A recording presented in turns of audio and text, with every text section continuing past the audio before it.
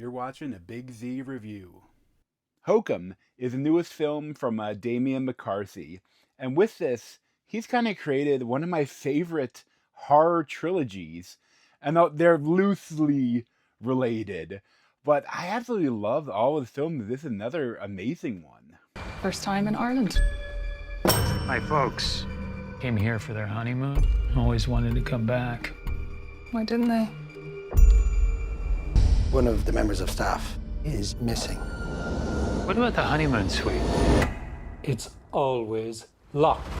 So, like his previous two films, Caveat and Oddity, this one is again a murder mystery, like wrapped around a horror story with like spirits maybe trying to get revenge or justice, and asshole living people that are also trying to kill the main character. And it's just, I love what this director does. He also writes the stories too, and they're all set in Ireland. And this is kind of probably his biggest one so far. Like the first one was just like probably like a micro budget. It's all set in one little beat down house.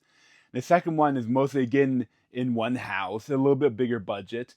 And this one, they actually got, Adam Scott as Ohm Bauman, and he's like a famous author that goes to Ireland where his dead parents had a honeymoon, and like they actually got like a bigger actor for this, and like the one building that they're in is now like a big hotel, although most of it will be taking place in the locked and haunted honeymoon suite, along with like some creepy cave system. But like, it is just, I just love this director's work. Like, I'll be there if whatever movie he does, I'll definitely be there opening weekend if I can see it in theaters. Like the first one, I think I had to watch on Shudder, but I saw the second one in theaters, and I saw this one in theaters on opening night, and it is just so good. Like, he really knows how to make a scary ass movie. And there are jump scares, but they're all deserved. And I love too that like if there's stuff going on behind the person will feel it and spin and not quite see it, but like it's not just for the viewer. Something that I always find annoying. Like all the scares have a purpose, and there are no fake scares. And it is a lot of creepy stuff, and it's very effective. And like it's like I would say that Adam Scott, like he definitely goes into like maybe I shouldn't go up to this room, but at the same time it's like I love how they built this, because like at the beginning, like he is an asshole. Like he like what he does to the bellboy, like he is horrible. But like there's like something happens, and like the bartender he's talking to, like he kind of feels he owes her for what happens, but then now when he comes back, she's disappeared and she's missing, and he wants to try to help her the same way that she helped him. And that's like they had talked about, like the whole thing with like the weird old owner of this hotel is obsessed with keeping the honeymoon suite locked up, and like he's scaring the kids with this story about witches, and like everything revolves around itself. I just love how his scares develop. Like when like there's spooky things, like a lot of times, like I love it too where it does like people are almost telling ghost stories, like things that they've experienced to him, and you see like that's a scare, but that's like other people telling it to him. And then when he's actually experiencing it, he's like, holy shit, this stuff is real.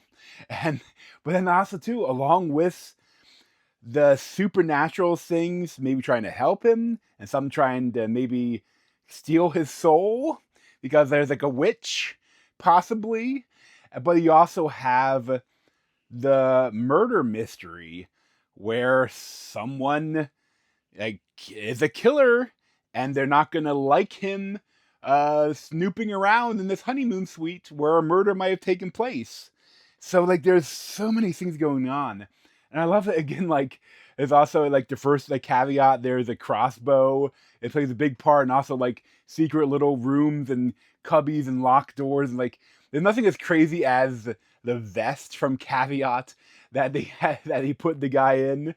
But like I love how the interplay with the characters and the ghost aspect and the killer aspect, like the real life physical killer aspect. Like I love how he builds a story and builds a movie. Like it's something about what Damian McCarthy does that I find so enthralling, and it makes it interesting to rewatch it too. Like because like when you rewatch a horror movie, if you know the scare is coming, it's kind of like you can kind of, oh yeah, but there's also so much else in the story to grasp a hold of that I just love. If you're a fan of horror, you have to check this out and support it in theaters. Like this is such a good film, and I will be a little bit of spoilers now. Like after this, but I'll say I'll give this like a 9 out of 10. Highly recommended. But for a spoiler, I mean I won't go in full spoilers, but I want to talk a little bit about the ending. It is kind of full spoiler, but you know, at the end, there's like an epilogue, where there's also like an epilogue where it's him writing the epilogue of his book. It's his story, like it wasn't going to end horribly, and now it's more open-ended, ending, instead of just having his conquistador bash open the kid that's helping him's head with a bottle with the map inside of it to open it, even though it won't open. Like instead of that, is more self-sacrificing, and then that's still done this more open, and like that's kind of a beautiful way to end that. That's that's his story. So like the mirror image of what what the actual movie ending is with a book ending. But also like it's so interesting because like you see the Albie, the bellhop, played by Will O'Connell, like he comes into the hospital and he's like, hey, I'm sorry about that. I put the crazy homeless guy's mushroom wine into your whiskey flask. The whiskey flask that Adam Scott had been drinking the entire time the haunting was going on. All the crazy shit was going on. And then he's like, so wait, it's all that crazy stuff that happened. Like it's obviously their bodies and that all the physical stuff happened. But like, was the witch stuff and the ghostly stuff, was that like all in his mind and like was hallucinating? He plays back Jerry, to play by David Wilmot, the homeless man. Well, he talks about it that the mushroom wine opened his mind up to the metaphysical. Like it was still real, it wasn't just a hallucination.